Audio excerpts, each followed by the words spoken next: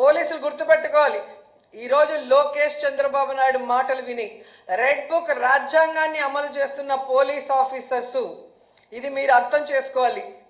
తప్పు చేయని ఆంజనేయులు గారిని ఈ విధంగా అరెస్ట్ చేసి ఆయన్ని హ్యూమిలేట్ చేస్తూ అవమానపరుస్తుంటే, తప్పు చేసిన మిమ్మల్ని చట్టం ముందు నిలబెట్టి మీకు బుద్ధి చెప్పే రోజు దగ్గరలో ఉంది. కాబట్టి అలాంటి తప్పులు చేయకుండా మీ పని మీరు కరెక్ట్గా చేయమని కూడా ఈ సందర్భంగా తెలియజేసుకుంటున్నాను. ఎందుకంటే ఏదో కిరీటం పెట్టేస్తారు చంద్రబాబు నాయుడు లోకేష్ అని చెప్పి చాలా చోట్ల పోలీసులు పెద్ద స్థాయి నుంచి కింద స్థాయి వరకు అందరూ కూడా వన్ సైడ్గా తప్పుడు సాక్ష్యాల్ని సృష్టించి తప్పుడు కేసులు పెట్టి ఏ విధంగా అరెస్ట్ చేసి పైశాచిక ఆనందం పొందుతున్నారో వాళ్ళందరినీ కూడా హెచ్చరిస్తున్నా. భవిష్యత్తులో మళ్ళీ కూటమి ప్రభుత్వం వచ్చే అవకాశం లేదు. ప్రజలు ఇప్పటికే మేల్కొన్నారు.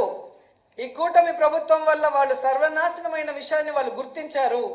జగన్మోహన్ రెడ్డి గారి ప్రభుత్వంలో పేదలు ప్రశాంతంగా బ్రతికిన విధానం గుర్తుపెట్టుకొని మళ్ళీ జగనన్న కోసం ఎదురు చూస్తున్నారు.